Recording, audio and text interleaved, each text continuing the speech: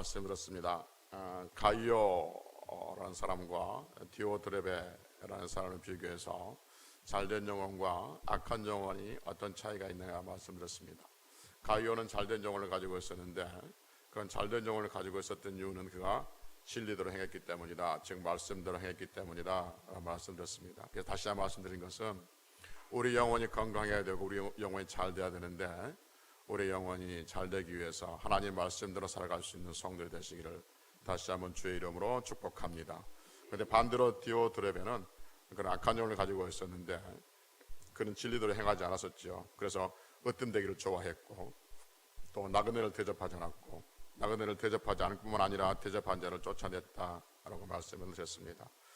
그래서 우리가 하나님 말씀대로 사는 것이 때로는 불편하고 부담스럽고 좀 내게 있어서 나는 좀 이렇게 손해보는 것이 있는 것처럼 보인다 할지라도 하나님 말씀대로 사는 것이 우리 영혼이 잘 되는 것이니까 남은 날들 하나님의 말씀대로 살아가면서 영혼이 잘 되는 인생들 되시기를 다시 한번 주의 이름으로 축복합니다. 할렐루야.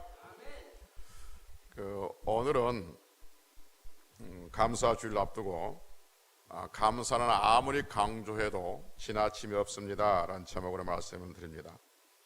우리 교회는 알다시피 다음 주에는 추수감사주일, 전도 결실주일 같이 지키지 않습니까?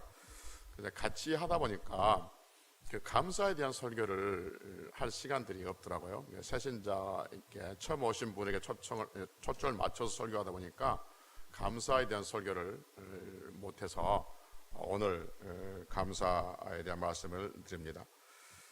감사 줄 때마다 여러분들에게 말씀드리지만 성도에게 있어서 감사는 아무리 강조하고 또 강조해도 결코 지나침이 없죠. 왜냐하면 성도의 감사의 근원은 하나님께로부터 나오기 때문입니다.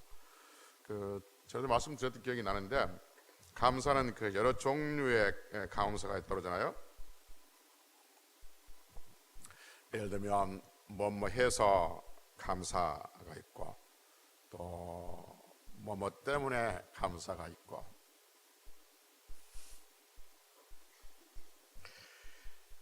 또 그럼에도 불구하고 감사가 있더랬습니다. 뭐뭐 해서 감사하다, 뭐뭐 때문에 감사하다, 뭐 그럼에도 불구하고 감사하다 있잖아요. 그럼 성도는 어떤 감사가 있을까요? 제 말씀에 들었던 것 같은데 성도는 어떤 감사? 세 번째, 그럼에도 감사? 그리 아니라 할지라도 감사?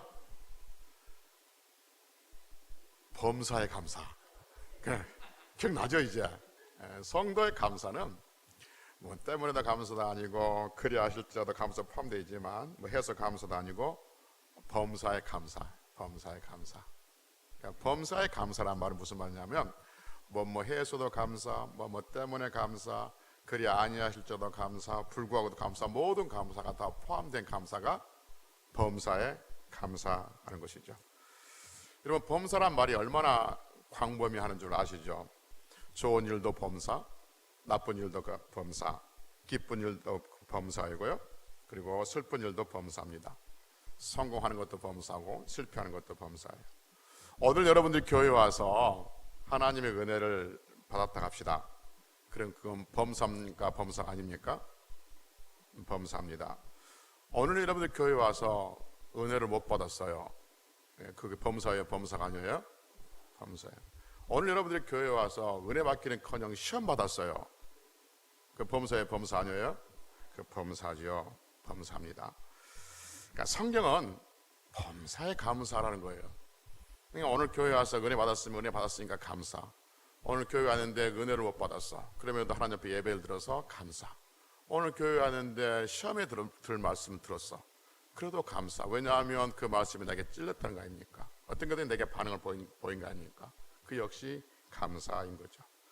그러니까 여러분 꽃처럼 아름다웠던 우리의 젊은 날에도 이미 감사였고 그리고 앞으로 날들이 더 어눌해지고 약해지고 또 우리가 좀 부족한 부분이 있다 할지라도 그 모든 날들이 다 감사인 거죠.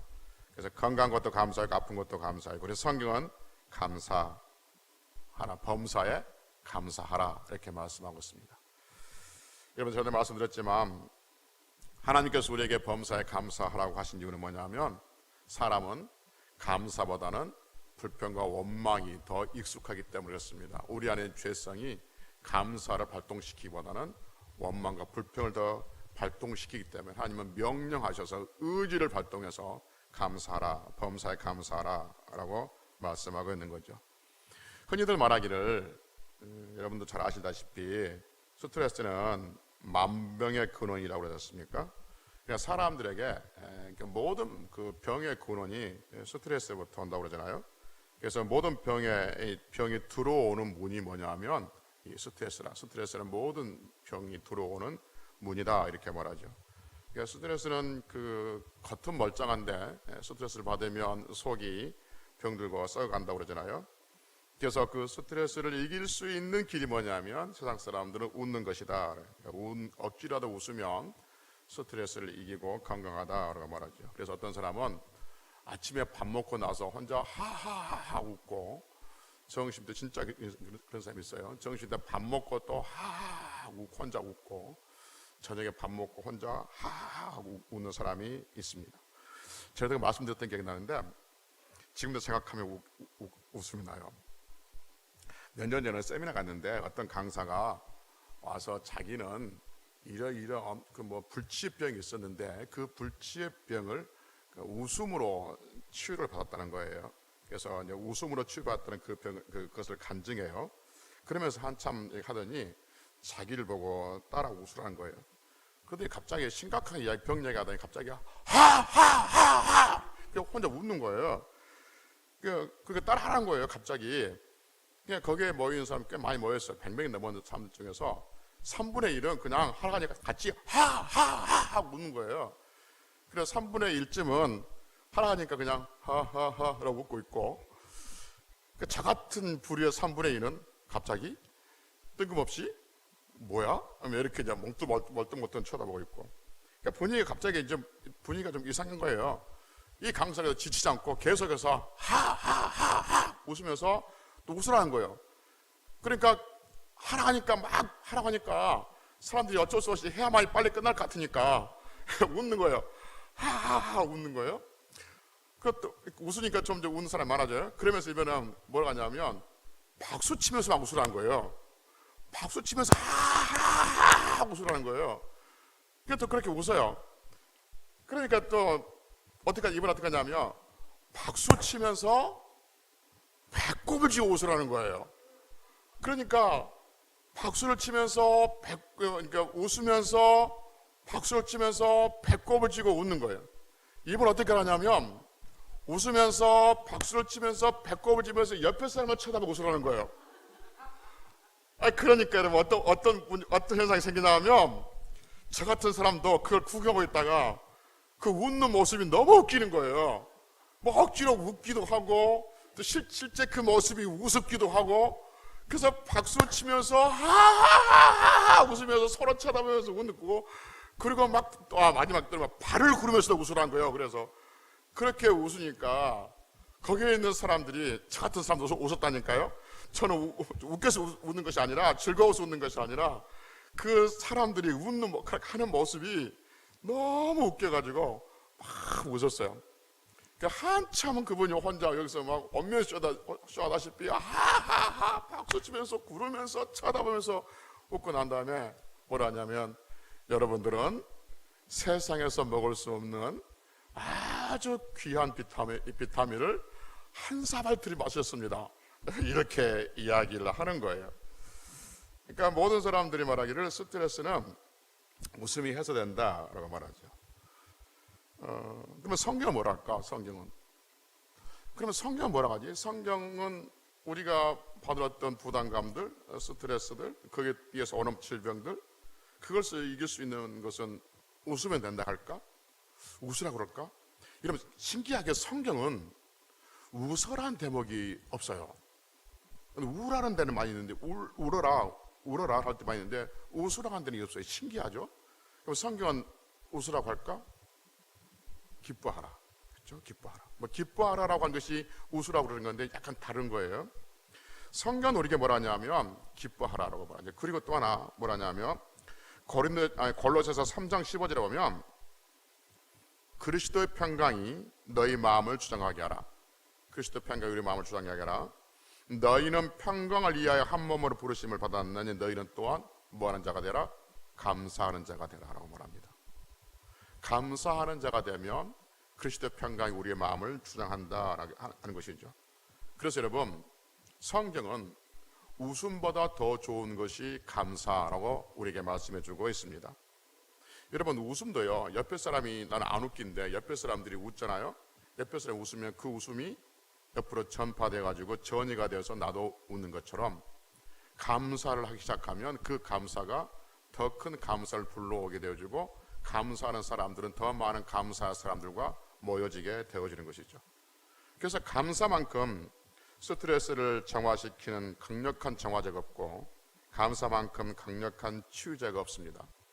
여러분, 스트레스는 모든 질병이 들어오는 문이라면 감사는 모든 질병을 쫓아내는 문인 줄로 믿습니다. 감사하는 마음속에는 미움과 시기와 질투를 이겨내고 열등감과 자격지심도 다 몰아내죠. 사람은 우리가 행복함을 느낄 때 우리 몸 안에서 세로토닌이라는 어떤 호르몬이 분비된다고 하잖아요. 이 세로토닌이 부족하면 우울증이 생기고 불안증이 생기고 신경과민이 형성된다고 그러잖아요. 그래서 가끔 TV에 건강보조식품을 설명할 때 세로토닌이 얼마나 들어있다는 것을 설명하는 것을 볼 수가 있는데, 세로토닌이 잘 분비하기 위해서는 어떤 운동을 해라, 어떤 음식을 먹어라 라고 사람들이 가르쳐 주기도 합니다. 놀란 건 뭐냐면 사람이 감사하는 마음을 가지고 있으면 그 마음에 감사함이 있으면 우리 안에 세로토닌이 분비된다는 거죠. 그래서 행복감을 느끼고 더 풍성한 삶을 살 수 있다고 말합니다. 어떤 사람이 이런 실험을 했답니다. 쥐가 평안하게 놀 수 있는 공간을 만들어 놓고 쥐를 여기다 풀어놓고 아주 쥐가 자유롭게 놀 수 있게끔 했답니다. 그래서 때마다 먹을 것을 주고 이렇게 편안하게 쥐들이 지낼 수 있도록 공간을 만들어 놨다고 그러잖아요. 그리고는 얼마 후에, 며칠 후에 고양이 한 마리를 그 쥐가 놀고 있는 곳으로 지나가게, 하루에 몇 번씩 왔다 갔다 지나가게 했답니다. 그리고 며칠 후에 이 내장을 열어보니까 위장에는 피가 고여 있었고 심장은 거의 망가져 있는 상태란 거죠. 고양이가 쥐를 잡아먹는 게 아니었었어요. 그냥 지나가기만 했는데 고양이는 스트레스를 받았어요. 그 스트레스를 이기지 못하고 죽어갔다 하는 것이죠. 그래서 예측하기를 사람들이 스트레스를 받으면 그렇게 몸에 괴롭다라는 것을 증명해 내는 것이죠. 병원에 가면 스트레스를 받지 말라고 그러거든요. 그렇죠. 근데 여러분, 우리 삶 속에서 스트레스를 안 받습니까? 내가 안 받으려고 해서 안 받은 겁니까? 그렇지 않아요. 그렇지 않잖아요. 우리는 스트레스와 상관없는 삶을 살고 있지 않아요. 죽은 자만 스트레스를 안 받아요. 여러분, 꼬맹이들도 어린이들도 나름대로의 스트레스가 있어요. 죽음을 앞두고 있는 사람도 스트레스가 있고요. 그러니까 그것을 안 받을 수는 없어요. 받으려는데 그것을 이길 수 있는 게 뭐냐면 감사하는 거예요. 감사하면 우리가 아무리 많은 스트레스를 받는다 할지라도 그것을 이겨내는 인생들이 될 줄로 믿습니다. 그래서 말씀드렸지만 감사는 스트레스를 이길 수 있는 강력한 강화제가 되어지고 또 강력한 치유제가 되어진다 하는 것이죠. 성도가 하나님께 감사하면 그 감사는 반드시 삶의 열매를 맺습니다. 여러분과 저의 삶은 형편이 다 달라요. 어떤 사람은 극히 자연스러운 것이, 또 평범한 것이, 어떤 것은 어떤 사람에게는 특별하고 귀한 것이 될 수 있는 거죠. 예를 들면 어떤 사람은 때가 돼서 아침, 점심 때가 되면 그냥 밥을 먹는 것이 극히 자연스럽고 당연한 것이지만, 어떤 사람은 아침이 때가 되고 점심 때가 되고 저녁이 때가 되어도 먹고 싶어도 먹지 못한 경우도 있는 것이죠. 어떤 사람은 밤에 잠을 자는 게 너무나 당연하고 마땅한 것이지만, 어떤 사람은 불면증으로 인해 가지고 밤에 잠을 자는 것이, 밤이 오는 것이 두려운 사람이 있는 것이죠. 어떤 사람은 밥 먹고 난 다음에 화장실에 가서 응가를 하는 것이 당연한 것입니다. 마땅한 것이고요. 그런데 어떤 사람은 화장실에 가는 것이 고통스러운 사람들이 있는 것이죠. 이렇게 다양한 사람들이 살고 있지만 그 다양한 사람들을 하나님 앞에서 감사함으로 살면, 우리의 삶 형편이 어떤 모습이든지 감사함으로 살면 하나님께서 그 감사를 받으시고 우리의 삶 속에서 감사의 열매를 맺혀지게 하신다 하는 것이죠. 하나님께 감사하면 하나님 앞에서 우리가 감사할 수 있는 삶들로 영이 되어진다는 것이죠. 성경에 보면 하나님께서 우리에게 감사라고 하는데 여러 모양으로 감사하라고 그러죠. 예를 들면 이 예물로, 물질로 하나님께 감사하라고 그러고, 또 시편 33편 2절에 보면 악기로 감사하라고 그러고, 요나서 2장 9절에 보면 이 목소리로 하나님 앞에 감사하라고 말합니다. 그래서 다시 말씀드리지만 우리 삶에 다양한 모습이 있다 할지라도 나름대로 하나님 앞에 감사하면 그 감사가 결코 흩어지지 아니하고 우리 삶 속에 귀한 열매들로 맺혀진다 하는 것이죠. 오늘 보면 역대상 20장에 보면 하나님께서 감사했던 사람의 놀라운 결과를 우리에게 보여주죠. 남유다, 당시 남쪽과 북쪽이 갈라졌는데 이스라엘이 남유다는 조그만합니다. 남유다에 모압 자손과 암몬 자손과 마온 사람, 세 나라가 연합해서 조그마한 나라에 쳐들어오죠. 이때 왕이 누구냐면 여호사밧이라는 왕이었는데, 이 작은 나라에 세 나라가 연합해 쳐들어오니까 이 여호사밧 왕이 감당할 수가 없는 거죠. 그래서 하나님 앞에 기도해. 그 기도의 내용이 뭐냐면, 우리를 치러 온 이 큰 무리를 우리가 대적할 능력이 없고 어떻게 할 줄도 알지 못하고 오직 주만 바라봅니다. 이렇게 기도해요. 그때 하나님께서 그 기도를 들으시고 선지자를 보내십니다. 그러면서 하신 말씀이 뭐냐면, 이 큰 무리로 인해서 두려워하지 말라라고 말합니다. 전쟁은 너희가 속한 것이 아니라 하나님께 속한 것이다 라고 말합니다. 이 말씀 듣고 여호사밧이 군대를 이끌고 세 나라 연합군과 전쟁하러 가는 것이죠. 전쟁하러 가면서 이 여호사밧이 뭐라 하냐면 이렇게 말합니다. 너희는 너희 하나님 여호와를 신뢰하라. 그리하면 견고히 서리라. 그의 선지자들을 신뢰하라. 그리하면 형통하리라 라고 선포합니다. 여기까지 얘기가 되지 않습니까? 군대를 모아놓고 하나님을 의지해서 가면서 군대를 모아놓고, 여러분들은 여러분들의 하나님을 신뢰하십시오. 그러면 견고히 섭니다. 여러분들은 여러분의 선자를 신뢰하십시오. 그러면 형통합니다 라고 선포하는 것은 왕으로서 마땅해야 될 일이고 이해가 됩니다. 그런데 우리가 알다시피 그 다음 여호사밧의 왕의 행동이 우리를 어리둥절하게 된 거죠. 그 뭐냐면 레위인들, 노래하는, 요즘 이야기하면 성가대원들을 모집합니다. 성가대원들을 불러서 성가대복, 그러니까 성가복을 입힙니다. 그러면서 어디에 세우냐면 제일 앞에 군대가 뒤에 있고 군대 앞에 성가대원들을 세워놓고 전진시킵니다. 이게 뭐냐면 총알바지예요. 일반적인 전술이 뭐냐면 총알바지예요. 화살바지로 앞으로 성가대원들을 성가복 입혀놓고 앞으로 전진시키는 것이죠. 그러면서 여호사밧 왕이 뭐라냐면 찬송이라는 거죠. 뭐라 찬송하냐면 여호와께 감사하세 그 인자하심이 영원함이도다. 여호와께 감사하세 그 인자하심이 영원함이도다 라고 찬송하라는 거예요. 아니 특별히 성가대원들 앞에 세워 살려면 좀 악기를 동원하고 행진처럼 군대 저기처럼 좀 불러불러 하면서 막 빵빠레 울리면서 막 힘있게 찬송해야 뒤에 있는 군사도 힘들지 않겠습니까? 그런데 앞에 있는 성가대원들이 뭐라냐면 여호와께 감사하세 그 인자하심이 영원함이로다라고 찬송하고 가라는 거예요. 여러분 지금 이 상황이 어떤 상황입니까? 전쟁터예요. 전쟁터의 상황에서 하나님 살려주세요 라고 지금 사정에도 쉬운 찬판에 찬송하세 여호와를 찬송하세 그 인자하심이 영원함이다라고 아무 무기도 들지 않고 성가대원들 앞세 놓고 군인들은 뒤에 세워놓고 그렇게 전쟁에 가는 것이 이게 말도 안 되는 소리가 되는 것이죠.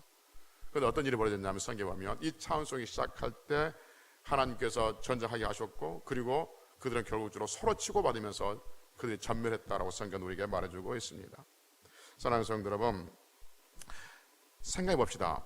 우리가 보통 일반적으로 감사는 모든 일이 끝나고 잘 됐을 때 나와요? 아니면 실패했을 때 나와요? 보통 사람들 때는 그렇죠. 그러니까 성공하고 잘 됐을 때 감사가 나오는 것이죠. 그런데 지금 여호사밧 왕은 감사를 먼저 하고 있는 거죠. 순서만 바뀐 거죠. 순서만 바뀌어놓고 있습니다. 그래서 우리 하나님 앞에 감사한다는 것은 하나님을 신뢰하는 사람만이 감사할 수 있는 거죠. 하나님이 내 편이시고 하나님이 나의 도움자시고 하나님께서 나와 함께 하시는 것을 믿는 사람만이 감사할 수 있어요. 왜냐하면 결국 우리가 뭐 할 것이니까? 감사할 것이니까. 결국 우리가 승리의 감사를 부를 것이니까. 단지 지금 순서만 바뀌어놓고 있는 거죠. 그런데 안 믿는 사람들은 그 결과를 보고 감사하는 거죠. 우리는 이미 결과를 아는 거죠. 하나님께서 나와 함께한 인생, 그러니까 승리하는 인생, 그러니까 감사할 수 있는 인생인 것을 우리는 알 수가 있는 거죠. 여호사밧은 이미 승리의 것을 알았던 거죠. 왜냐하면 자기가 기도했고 선지자가 말해서 두려워하지 말라는 거죠. 이 전쟁은 여호와께 속한 것이다 라고 말하니까 이미 자기는 승리에 확신했던 거죠. 그러니까 성곽 앞에 놓고 이미 감사의 노래를 부르고 있는 것을 보게 되어집니다. 사랑하는 성도 여러분, 저는 말씀드렸지만 하나님께서 우리에게 감사하라고 하는 것은 감사가 우리에게 유익이 되기 때문에 그런 것이죠. 하나님의 은혜는 감사하는 성도에게 비춰지게 되는 줄로 믿습니다.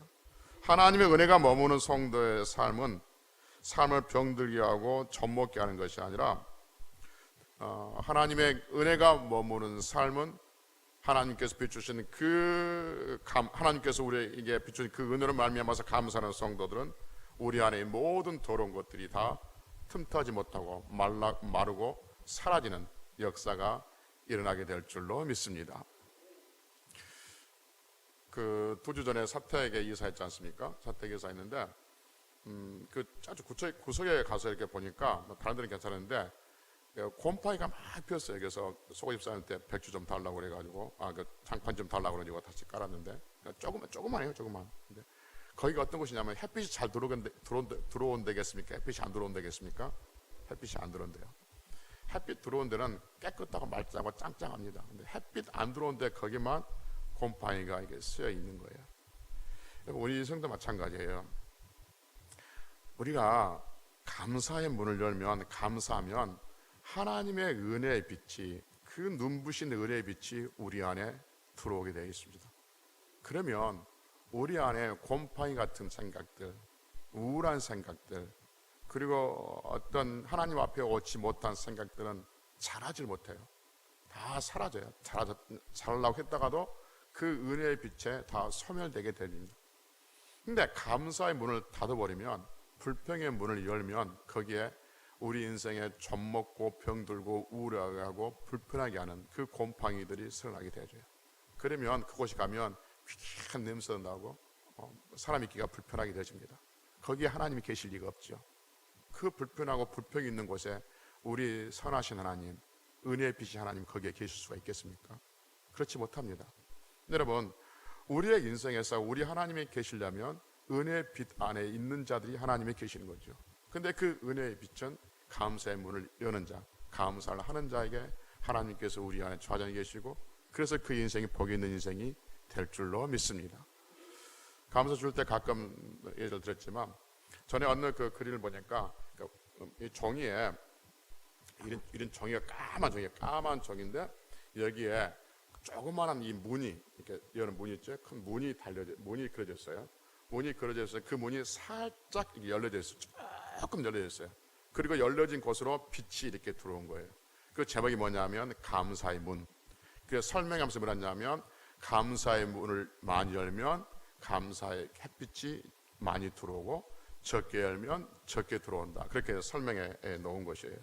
여러분, 우리 인생에 남은 날들 살아가는 데 있어서 우리가 감사의 문을 열면 어떤 이유가 있어서 감사하는 것이 아니라, 어떤 조건이 있어서 감사하는 것이 아니라, 어떤 때문에 감사하는 것이 아니라 하나님이 내 아버지신 것을 믿고 범사에 감사를 하겠으니 그 어떤 상황 속에서도 내가 은혜를 받았든지 시험에 들었든지 아니면 좋은 일에 실패하든지 어떤 상황 속에서도 감사의 문을 열면 더 많은 감사가 우리 안에 더 풍성한 열매들로 맺혀지게 될 줄로 믿습니다.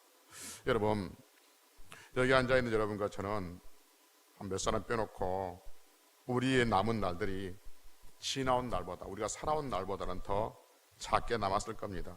많이 남으신 분도 있겠지만 이 남은 날들, 우리가 살아온 날보다는 살아갈 날이 더 적은 이 날들에 구원해 주심에 감사하고 하나님의 백성으로 사는 게 감사하고 이곳에 와서 하나님 앞에 예배 드리며 사는 것이 감사하고 더 감사한 것은 남은 날이 얼마 안 남았지만 우리의 영혼이 갈 곳이 있는 곳, 우리의 영혼이 갈 곳이 있는 곳, 우리 영혼이 편하게 쉴 수 있게끔 예비하신 그 하나님이 계시고 우리 영혼이 갈 곳이 있는 곳에 대해서 감사하며 살아가야 되지 않겠습니까? 우리 남은 날들이 지나온 날보다는 앞으로 남은 날들이 더 작게 나왔는데 뭐가 그렇게 불평하고 뭐가 그렇게 원망하고 뭐가 그렇게 미워하고 뭐가 그렇게 따지고 뭐가 그렇게 뭐 이랬네 저랬니 하면서 그렇게 살아갈 이유가 있겠습니까? 지금 있는 곳에서 남은 날, 지금부터 남은 날 우리가 감사하며 살아도 앞으로 지금까지 살아온 날보다 더 적게 살았는데 이 남은 날이 얼마 되지 않는 살아온 날보다요. 그러니까 여러분 인생이 얼마 남았다는 것이 아니라 지금 살아온 날보다 더 적게 남은 그 인생에서 뭘 또 거기다 그의 감사 말고 불평과 원망과 따지고 미워하고 시기하고 질투하고 뭐 그런까지 다 포함시키게 살겠습니까? 우리가 지금 감사하고 축복하며 또 서로 위로하고 또 만져주시고 또 안아주고 그렇게 격려하며 사는 날들 얼마 안 남았는데 거기에 무슨 가라지 같은 것을 집어넣을 필요가 있겠냐 하는 것이죠. 여러분 우리 남은 날들이 얼마일지 모르지만 있는 곳에서 감사하며 하나님 나라의 상급을 쌓아놓고 그 상급으로 인해서 우리 후손들이 먹을 것을 바라보면서 그렇게 승리하며 살아가는 인생들이 되어야 되지 않겠습니까? 내게 구원을 베풀어 주신 은혜에 감사하는 것처럼 안 믿는 자녀들이 있다면 가슴을 치면서 하나님의 자녀 삼아달라고 백성 삼아달라고 지옥의 자리에서 천국의 자리로 옮겨달라고 그렇게 기도해야 되지 않겠습니까? 여러분 우리의 자녀들은 장담하고 확신하겠는데 우리의 자녀들은 우리의 기도의 결과를 먹게 될 줄로 믿습니다. 그래서 우리가 구원받은 것에서 감사하고 천국의 소망을 두며 살아가고 있는 것처럼 우리의 자녀들도 예수 그리스도의 보혈로 구원받아서 이 험한 세상에서 하나님께 감사하고 하나님께 감사해서 얻은 그 열매로 살아가기를 위해서 기도하는 성들이 되셔야 될 줄로 믿습니다. 다음 주는 추수감사주일이고 전도 결실 주일입니다. 오늘 새벽에도 말씀드렸습니다만 누가복음 5장에 보면 예수님과 베드로의 대화가 나옵니다. 무슨 말이냐면 베드로가 밤새도록 고기를 잡으려고 했지만 잡지 못하고 새벽에 바닷가로 나오잖아요. 그때 예수님께서 그 밤새도록 고기를 잡고 아침에 바닷가로 나오는 그 베드로에게 뭐라고 말씀하시냐면 깊은 데로 가서 그물을 내려라 라고 말하죠. 그러니까 베드로가 뭐라냐면 선생님 우리가 밤새도록 수고를 했지만 잡은 것이 없습니다.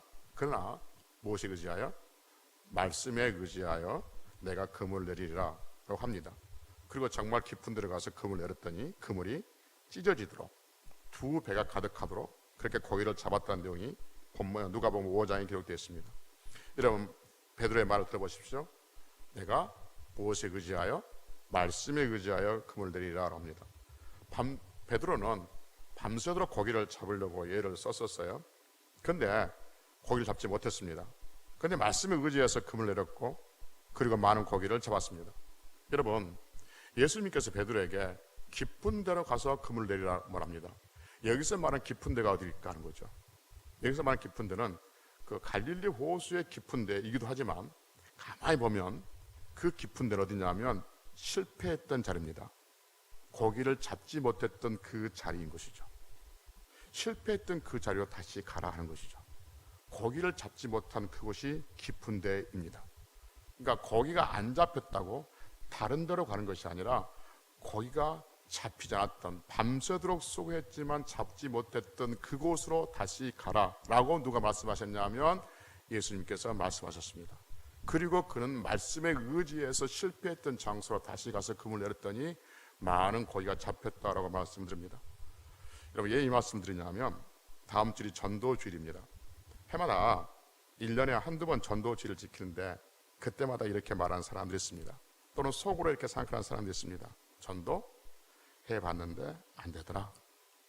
해봐자 또 말짱 또 다음 주면 똑같다 라고 생각하는 사람들이 있을지 모르겠습니다. 그리고 전혀 전도주의를 하든지 뭘 하든지 아무 어떤 그 반응을 보이지 않고 하도 전도주의를 하니까 빨리 지나가기를 기다리고 있는 사람이 있을지 모르겠습니다. 여러분, 깊은 데로 가서 그물을 내리라는 말은 전도해 봤는데 안 된 그곳으로 그 사람에게 다시 가라, 그 말입니다. 아멘 나올 줄 알았는데 제 생각과 영 지금 딴판인 것 같아. 다시, 처음부터 다시. 예수님께서 베드로에게 깊은 데로 가서 그물 내리라 했습니다. 그러면 베드로 입장에서 깊은 데는 어느 곳이냐? 고기가 많은 곳이 아니라 실패한 곳입니다. 그 실패한 곳에 다시 가서 그물 내렸더니 고기가 많이 잡혔습니다. 하나님께서 성경 우리에게 말씀합니다. 때를 얻든지 못 얻든지 말씀을 전하라 합니다. 그러면 우리가 어디로 가야 되는 건가? 실패했던 곳, 전했는데 듣지 않았던 그 사람, 전했는데 듣지 않았던 그 남편, 그 자녀, 그 사람에게 다시 가면, 말씀에 의지해서 우리가 순종하면 우리가 하나님께서 놀라운 은혜를 우리에게 보여주실 줄로 믿습니다. 여러분, 깊은 데라서 고기를 잡았는데 그물에 고기가 잡혀가지고 그물에 찢어지도록 고기가 잡혔습니다. 이게 사람이 할 일입니까? 사람이 할 수 있는 겁니까? 하나님이 하실 수 있는 겁니다. 우리가 내가 실패했던 자리, 내가 전도했는데 안 듣고 비웃었던 그 자리, 밤새도록 지금까지 수없이 전도하려고 했는데 안 됐던 그 자리, 그 자리에 다시 가서 하나님 말씀에 의지해서 듣든지 듣지 못하든지 전하라는 그 말씀에 의지해서 다시 한번 금을 내리고 다시 한번 교회를 알리고 다시 한번 우리 전도주의를 초청을 하면 우리가 안 못했던 것을 하나님께서 은혜 베푸시는 놀라운 역사를 우리에게 보여줄 줄로 믿습니다. 그러니까 해봤는데 안 되더라, 또 해봤자 또 뭐 몇 살 왔다가 또 다음 주에 끝나더라, 그 생각은 그 미래까지 다음 주까지 생각하지 마시고 다음 주, 그러니까 전도주의를만을 생각하고 거기에 목적에 맞춰서 실패했던 자리, 그 자리에 깊은 데로 가서 다시 한번 복음을 전하고 교회를 알리고 그리고 초청함으로 인해서 또 한 번 하나님의 은혜를 볼 수 있는 성들이 되시기를 주의 이름으로 축복합니다. 사랑하는 성도 여러분, 실패의 경험이 또 무시당했던 경험이 우리의 발목을 잡게 해서는 안 됩니다. 실패당하고 무시당했던 그 경험이 우리의 마음을 위축하게 해서는 안 된다는 것이죠.